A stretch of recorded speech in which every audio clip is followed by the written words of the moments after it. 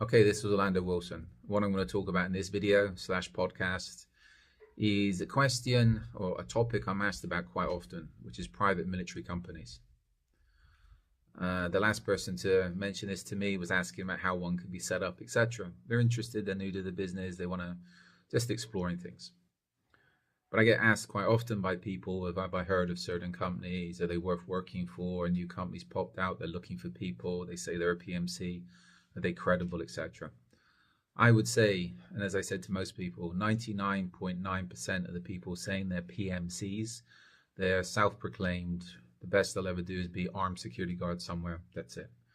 The whole PMC thing is fashionable on social media, but in reality, most of it is complete and utter fantasy. And in this video podcast, I'm going to explain a few little points. It's going to be a little bit of a long one because this is a pretty detailed topic for myself, because I've been bumping into this type of stuff for almost 30 years now. So today we're going to talk about private military companies. Now, this type of thing's been around forever. They say the second oldest profession after prostitution. The heyday, what everybody thinks of mercenaries these days, was in Africa during the 1960s, in the Congo, in Biafra, etc. People could, in those days, the world was a lot bigger place, go around and overthrow other people's countries and get into all sorts of trouble without too many people knowing about it. These days, you got to remember, we live in a digital age, and you can't really do much because you're always on record. Passports, cell phones, people know where you are at all times, people know what you're doing at all times. Even communications, if you're communicating with people, there's a record, people know what you're talking about. So all the dare doing that used to be done in the 1960s and maybe 70s in Angola, you're not going to do that type of stuff these days. Why? Because people will be on you, governments and authorities will be on you for doing anything illegal straight away. And legalities has got a big part to do with the security business in general, and also private military companies, because as I'll explain, a lot of what people claim to be doing and claim to want to do is illegal. And these days, you have to be a good boy. If not, you end up in jail. So that's something you need to consider when you're considering overseas adventures or going and overthrowing a country somewhere because somebody you met in a pub said it's a good idea and you'll make lots of money from it. Okay, let me check my notes. So again, to me, I think we can define this, the difference between private military companies, mercenaries, and security guards is the mercenaries are offensive. They'll go out and take offensive action. They can go out and mess people up, screw up people, overtake countries. They do what the military does, which is offensive actions. The companies providing security, be it in Iraq, be it in Afghanistan, and these are the ones everybody thinks about these days because they've seen all the cool pictures online, and in the day people made money. In the day it was a dangerous job. But again, these people that's been working in Iraq, Afghanistan, and other places as armed security are armed security guards. They are not taking offensive actions. Yes, they're in a hostile environment, but they're armed security guards. That's it. That might be sexy for people like coming out of UK or wherever, where they can't have guns, or Western Europe, where they get to have a gun and provide security. But I say to people, it's like I know people working in the hood in South Florida and parts of the hood in South Florida, providing security on, be it gas stations and mini markets, which on a daily basis, if you ask me, are putting their lives at a lot more risk than a lot of the security contractors in Iraq and Afghanistan. I would sooner be in Iraq and Afghanistan than dealing in the hood in a lot of inner cities in the United States, because to me that's a lot more unpredictable and a lot more dangerous environment. So I hope that puts it in perspective. If you don't think you think what I'm talking about is BS, go check the crime statistics on, say, South Chicago, and things might surprise you a little bit. Now, offensive action. The only private military companies that are out there that's taking offensive action at the moment that comes to mind is Wagner. Wagner is taking offensive action. Wagner is a private military company. How do they do it? They have permission from the Russian government. They work closely with the Russian government. They are an offshoot of the Russian government. They take offensive actions. They take the initiative. The other company that really started all this was Executive Outcomes. And again, Executive Outcomes done excellent work. They're in Angola, Sierra Leone, everybody knows about. But the company founder, Eben Barlow, and he's got books out there, etc. I recommend if you're interested in this type of thing, get his books, read them, because he is an authority on the subject, top. He was also involved in, I think his new company is called Step or something. They were also involved in Nigeria, northern Nigeria, and they went and they done the job. They got things done. Very professional. And I'll talk about that in a second. So generally, there's not many companies out there that take aggressive action, that take offensive action. Even companies like Blackwater, when they provided security. They provided security, they provided contractors to the US government. Maybe some of their guys working for CIA took offensive action, but generally they're behind the scenes advising, training, etc. For legal reasons, for liability reasons, they're not in the front line taking offensive actions. And to sum it up, they're not out there shooting people, getting involved in firefights and killing bad guys. Why? Because the legal justifications, especially from a US point of view, are vast. Okay, so I hope that explains the difference between private military companies and security guard companies, armed security guard companies, armed international security guard companies, if people are lucky enough to get those armed international security guard positions.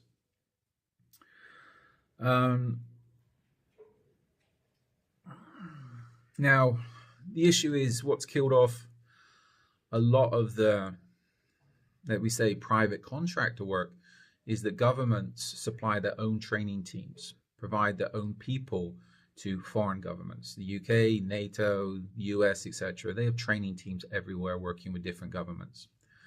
One example I'll use is Iraq and the Kurds. The Kurdistan got some autonomy from Iraq, and there's been a lot of NATO, whatever you call it, NATO coalition, US forces there training Kurdish forces. Is the standard of the training high? Definitely not. It's bad. But you know what? The Kurds are happy with NATO training their people. Why? Because it's free. They most probably get free equipment, free this, free that. Rather than going out and hiring people that actually know what they're doing, that can provide them with professional training, people generally take the free option. And a lot of countries think that the fact it's coming from, say, the British government, they're going to get top training, which they don't. You can see now a lot of African countries are pulling away from foreign training teams. I think you've seen this in Mali, Burkina Faso. They've just asked the French, both countries have asked the French to leave, and they've brought in Wagner. Why? Because PMCs get things done. That's been seen with Executive Outcomes. If somebody's hiring a private company, they're hiring them to solve a problem, where we can see from the Western mentality of warfare these days, they're not there to solve problems, they're there to extend problems, they're there to promote their country's interests. A lot of countries, if they have a problem, they want to bring in military personnel that's going to act, well, advisors and possibly troops that's going to end the problem. And I'd say I spent a little bit of time in Africa. From the African mentality, they want it done quickly and as efficiently as possible. They don't want NATO troops coming in, etc., lecturing them on gender issues and pronouns and everything else. They want people to go out and kill the bad guys or train them how to kill the bad guys. They're not too worried about the pronouns of the bad guys they're killing. So this is where I see professional private military companies as being a positive. It's just the legalities of people setting up and legalities of employing a private military company can be very, very, very complicated. Now, one thing these days, these volunteers, I'm sure everybody's seen it with Ukraine. There's how many foreigners there volunteering. They're volunteering to work with, to be with some of the militias, to be with the Ukrainian army. Okay, I've always said, okay, volunteers have been around forever. But to me, this is a business. How much are those volunteers getting paid? Next to nothing. If they get shot, who's paying their medical bills? If they get their legs blown off, who's repatriating them? Who's going to be paying their welfare and everything else for the rest of their lives? Nobody. If somebody has his leg blown off and they're working with a regular military, or their military, their own military, then they're going to be taken care of to some extent. If you're out there volunteering and you get hurt, generally you're on your own. I know of cases in some places where people have been hurt on front lines and they've had to pay for the ambulances to take them to the rear, then pay for their medical treatment, etc. Because the people they were working for didn't particularly care about them. They're cannon fodder. They're foreigners. So use them, abuse them, that's it. Now, one of the issues with a lot of volunteers, and this was seen, and I'll use Ukraine as an example because it's high profile in the news, a lot of the people turning up to fight had no experience, were dreamers, and generally not military materials. All the crazy people were turning up. In Iraq, in Syria, the YPG had the same problem, but they had an extensive vetting process of who they actually said, yes, turn up, and who they actually said, yes, you can fight with us. They didn't want wackos. The Peshmerga had a ton of people turn up that were not suitable for anything. Wackos, crazy people. They wanted to turn up, have some pictures taken, look tactical, then go back to wherever they come from and try and go write a book and try and get a movie deal, etc., etc. I think with Peshmerga, they also had some sex offenders turn up, etc. Big stink. People trying to run away from reality and live the life of a mercenary on $40 a month or something, right? It's funny mentioning Iraq. I know when the offensive in Mosul happened, I think the Iraqi forces come out and said, we don't want volunteers. They didn't want them anywhere near there, especially Hashishabi. They were like, don't want them. Why? We don't know who they are. Again, we don't know if they're trained. They're not going to be coordinated with us. The chances are they're not going to speak Arabic. And they don't know if they're spies or not. They don't know if they're working for ISIS, etc. So again, this is another thing with volunteers turning up in places. Nobody knows who they are. Don't know the training. Don't know if they're credible. Don't know if they're criminals, psychopaths. And you don't know if they're working for the opposition. I take it knowing the little I know about Hashishabi, if volunteers started turning up asking to fight for them, and they was in any way questionable, they've been taken around the back of a building somewhere, shot and looted. That's it. That's the reality of the PMC business if you want to play big boy. Life is very, very cheap. Now, people say about the French Foreign Legion. Yes, the French Foreign Legion is in theory a mercenary force, but it's part of the French army. It's the same as the British employing Gurkhas. The Sultan of Brunei, I think, has got Gurkhas. They're working for an official army, the British army, the French army, and even UAE hired, they hired Eric Prince, the founder of Blackwater, to hire a lot of Latin Americans to work in UAE. I think at one point, from what I understand, the UAE had a battalion of Latin Americans stationed in the desert somewhere, ready in case they needed them. UAE has used, and Saudi Arabia has used mercenaries in the war in Yemen. There was a lot of Latin Americans killed in Yemen. I think Saudi went on to recruit Sudanese. There was a lot of Sudanese fighting for the Saudis. But again, these guys are working for a government. They're not just turning up as a company and getting hired by whoever. They're working officially for government on government contracts. So that's your volunteers. Now, in a lot of countries, there's laws against people joining foreign armies. Officially, US citizens, as far as I know, unless the law has changed, US citizens cannot serve in a foreign military. If they serve in a foreign military, they can lose their citizenship. I understand Austria is another country you cannot serve in a foreign military. You're going to have big problems.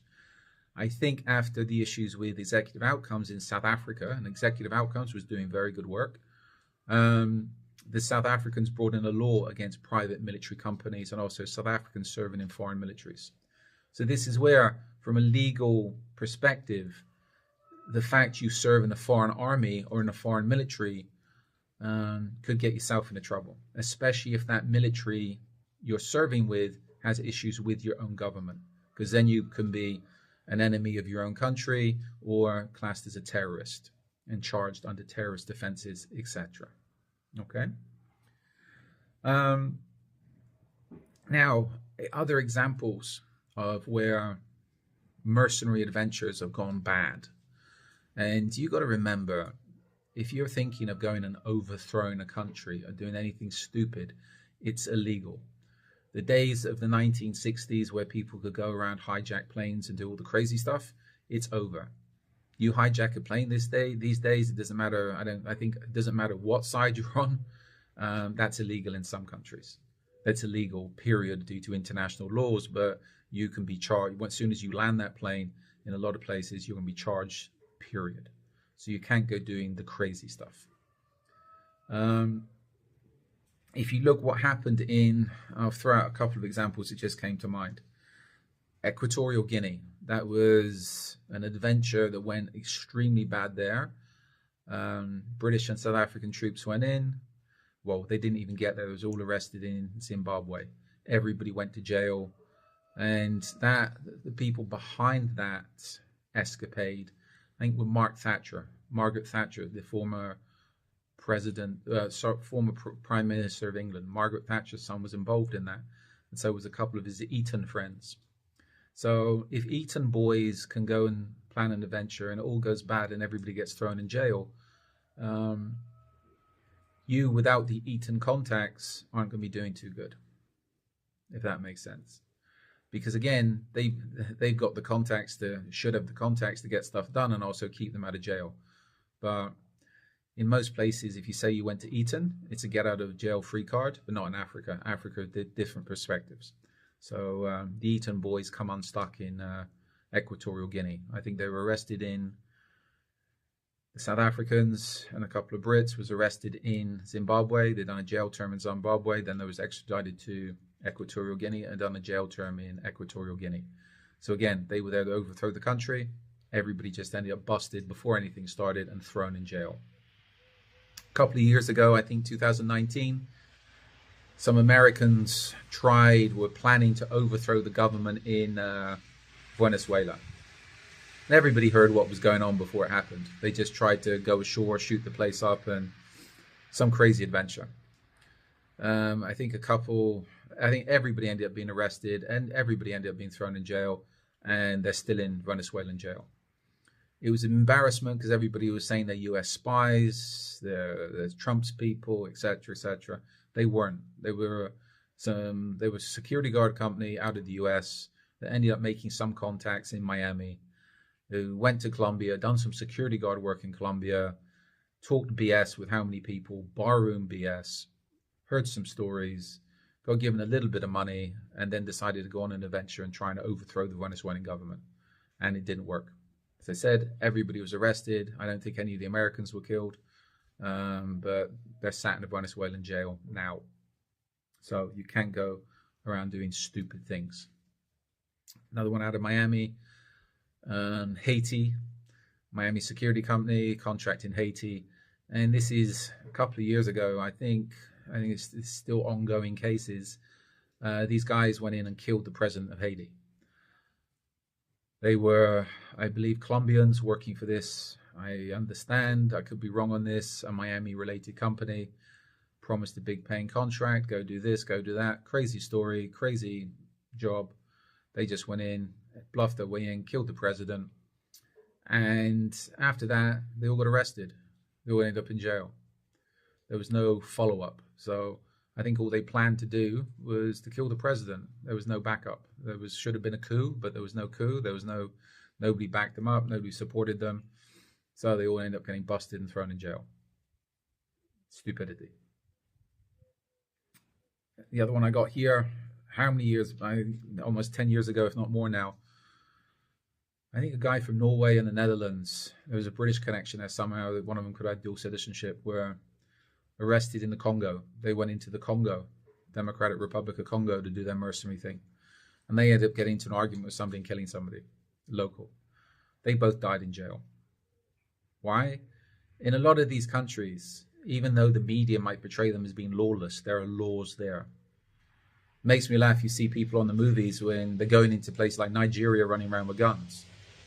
Nigeria is very, very restrictive on firearms. The laws are very, very strict. There is a legal system.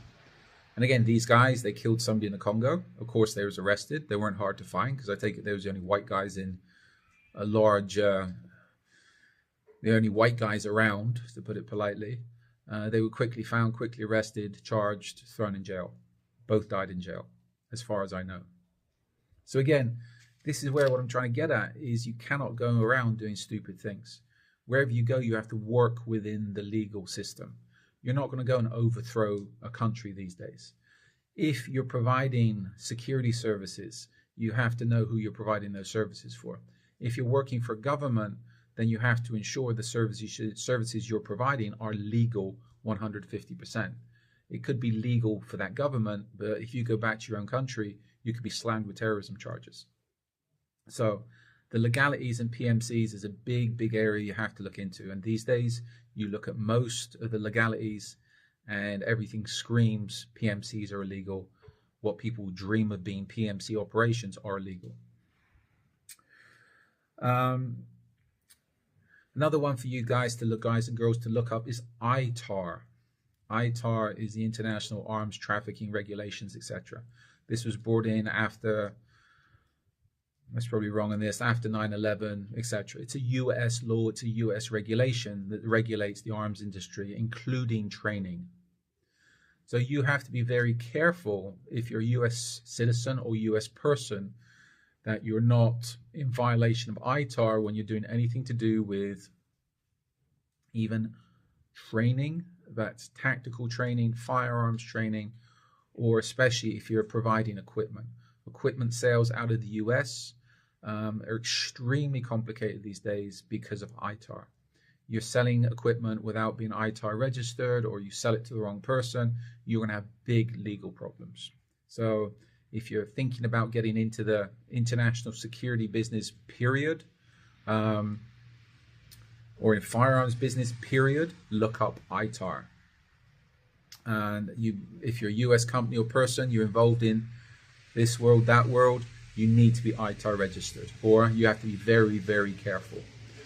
Even down to the fact the National Rifle Association stopped foreign citizens, or stopped foreigners. You had to be, they only issued, I think now, certifications to US citizens or residents because of ITAR. The laws are written that vague. You have to be extremely careful. And people write laws very, very vaguely because it gives the authorities more scope if they want to charge somebody. Okay. Now, from a UK perspective, and these are the laws I know. I'm sure if you look into your country, you need to look at the laws on what you can and cannot do and what laws you fall under, because every country is different.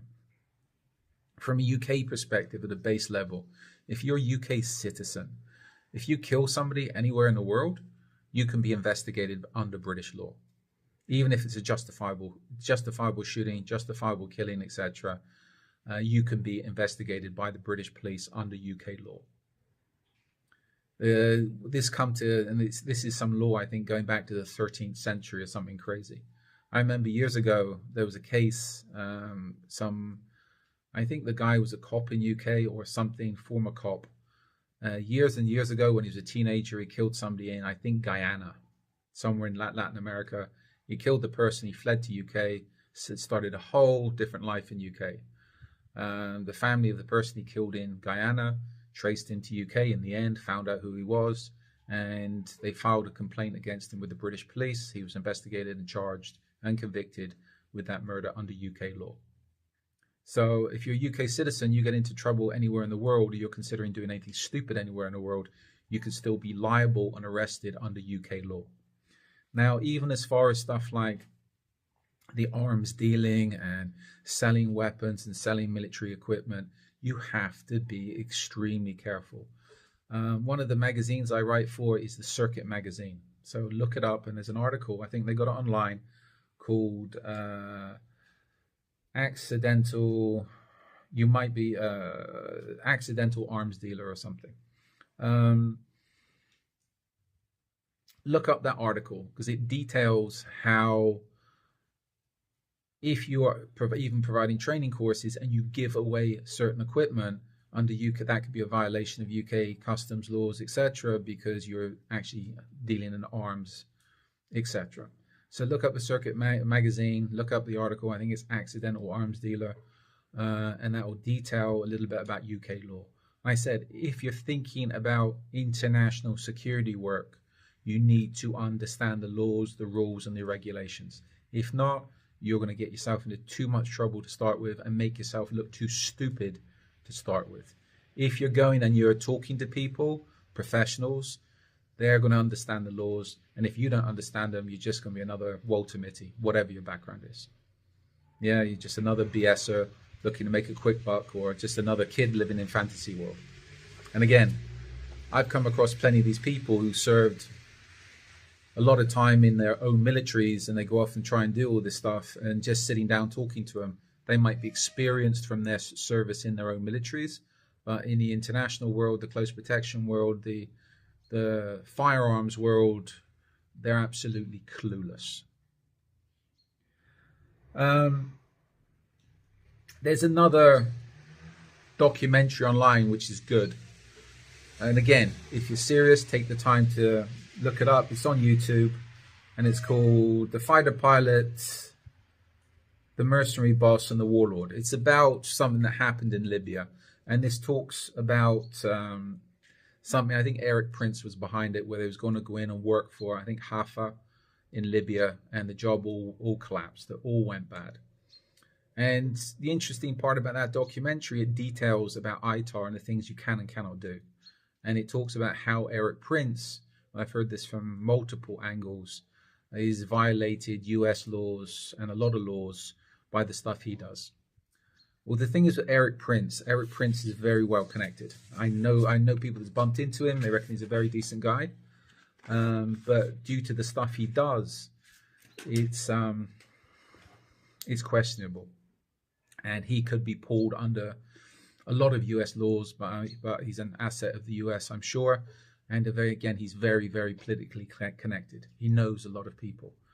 To sum it up, you're not Eric Prince. You don't know the people he knows. If you done a fraction of the things he done, and I'm trying to put this politely, or put it so it's not offensive to anyone. If you done half the things he done and stirred up as much trouble as he has, a lot of people wouldn't look at you so kindly as they look at him, because he has the contacts. You don't have the contacts. You'll be going to jail, if that makes sense. Okay, so again, a lot of the PMC stuff, hopefully you're seeing at this stage, it is a professional business if people want to get into even the international armed security business, even the security business. If you're trying to get into the security business, you have to be licensed, etc., etc. If you're dealing with weapons, everybody has to be trained. Everybody has to be licensed. It's not just getting a bunch of guys together and saying, okay, we're going to set up a PMC. I remember there were some idiots on the TV when I was in South Florida but I think something was going on somewhere and they were going off to fight. And I think it was when the ISIS thing started in Iraq. They were on the TV, how they were going to go off to fight and whatever.